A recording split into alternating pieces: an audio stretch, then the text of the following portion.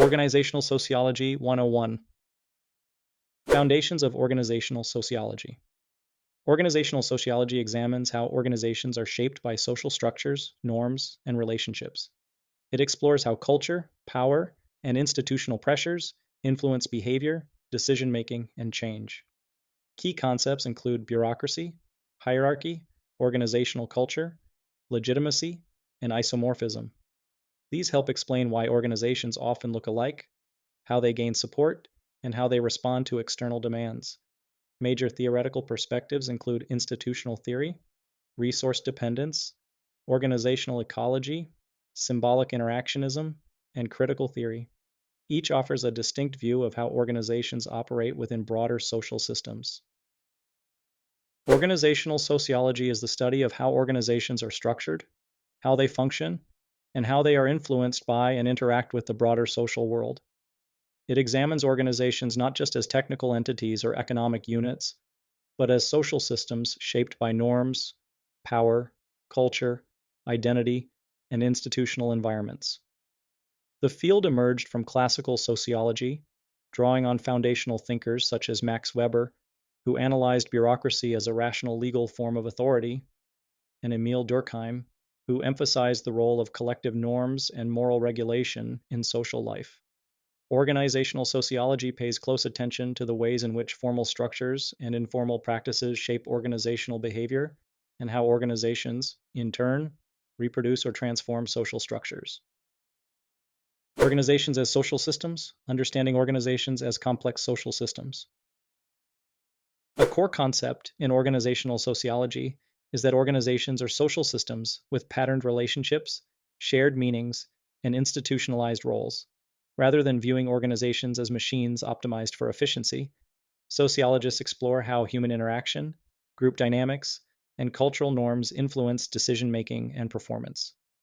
For example, the sociologist Philip Selznick studied how organizations develop informal commitments and become infused with values that go beyond their original technical goals, as in the case of the Tennessee Valley Authority. This idea of institutionalization shows how organizations take on a life of their own, shaped by their history and social environment. Bureaucracy and rationalization. Bureaucracy refers to a formal organizational structure built on clear rules, roles, and hierarchies. Introduced by Max Weber, it emphasizes efficiency, predictability, and control through standardized procedures and division of labor. While it can create order and consistency, it may also lead to rigidity and slow decision-making. Rationalization is the broader process of organizing social and organizational life around logic, calculation, and efficiency. It reflects a shift from tradition to reason and planning. In organizations, rationalization drives standardization and goal-oriented behavior, but it can also lead to depersonalization and the iron cage of overregulation. Weber's concept of bureaucracy is central to organizational sociology. Bureaucracies are characterized by hierarchical authority, formal rules, and impersonal relationships, and they were seen by Weber as the dominant organizational form of modernity. He also warned of the iron cage of rationalization, in which individuals become trapped in systems that prioritize efficiency and control at the expense of creativity and human freedom. Contemporary sociologists have built on Weber's ideas by examining how bureaucracy both enables and constrains organizational action. For instance, research on street-level bureaucracy has shown how frontline workers, such as teachers or social workers, navigate formal policies while exercising discretion in their daily tasks. Institutional theory and the role of the environment. Institutional theory focuses on how the broader social environment shapes organizations.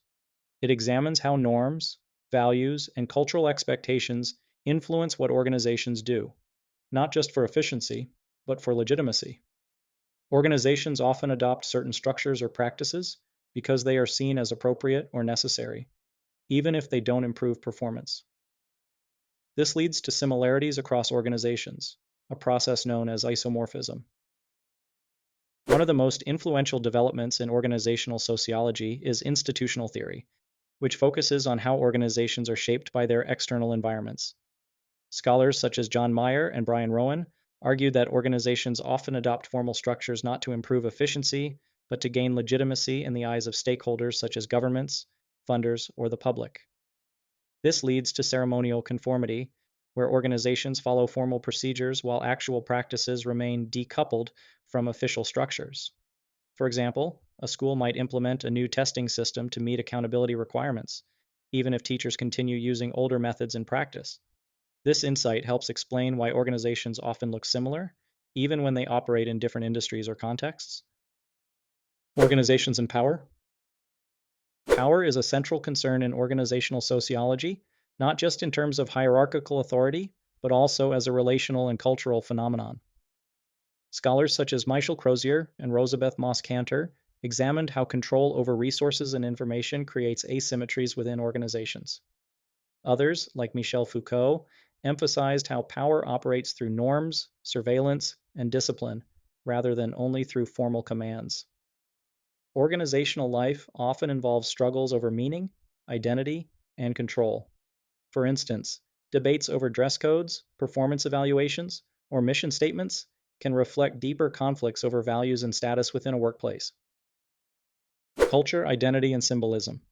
Culture, identity, and symbolism are central to understanding how organizations function beyond formal rules. Organizational culture refers to the shared values, beliefs, and rituals that shape how people behave and interact. It creates a sense of belonging and guides everyday actions. Identity relates to how individuals see themselves within the organization and how the organization presents itself to others. It affects motivation, loyalty, and how people respond to change. Symbolism highlights the role of language, rituals, stories, and symbols in shaping meaning. These elements help communicate purpose, reinforce culture, and create a shared understanding, even when the formal structure says little. Organizational culture refers to the shared beliefs, rituals, and stories that shape how members interpret their roles and experiences. Organizational sociologists analyze how culture is created, maintained, and sometimes contested within organizations. The cultural turn in the field emphasized the symbolic and expressive dimensions of organizational life. For example, Mary Douglas's work on cultural theory helped illuminate how different organizations promote different modes of risk perception and control. Studies of organizational identity explore how members define who we are as a collective and how this affects their behavior, loyalty, and resistance. A hospital may see itself as a caring institution despite market pressures to cut costs, which creates tensions between professional and managerial logics. Organizational change and resistance, understanding and overcoming resistance to change. Organizational change is not simply a matter of leadership vision or market adaptation, it is also a deeply social process. Change efforts often encounter resistance, not because individuals dislike new ideas, but because proposed changes disrupt existing routines, power structures, or identities. Scholars such as Everett Rogers studied the diffusion of innovations, while others have focused on how change is enacted, negotiated, or sabotaged on the ground. The sociological lens highlights the importance of sense-making, trust, and informal networks in the success or failure of organizational change. Contemporary themes and critical perspectives. In recent years, organizational sociology has expanded to address themes such as globalization, digital technology, diversity, and environmental sustainability. Critical perspectives, including feminist, post-colonial, and critical race approaches, interrogate how organizations perpetuate inequality and how marginalized actors navigate or transform them. For instance, research has examined how gender norms shape promotion practices in corporations, or how racialized hierarchies persist in nonprofit leadership. Scholars also explore how organizational fields, such as education, healthcare, or finance, are shaped by policy, professional norms, and transnational flows of knowledge and capital. Conclusion. Organizational sociology provides a rich toolkit for understanding the complexities of organized life.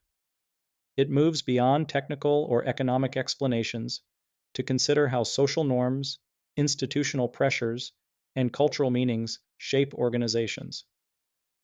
From the structure of multinational corporations to the everyday practices of frontline workers, the field offers insights that are both theoretically profound and practically relevant. Whether one is studying bureaucratic procedures, institutional legitimacy, or identity politics within organizations, organizational sociology illuminates how deeply social our organized world really is. Stay tuned for more insights into business and the social sciences. If you found this overview helpful, don't forget to like, subscribe, and comment on future topics you'd like us to cover. I'm Dr. Dag, wishing you a fantastic day ahead.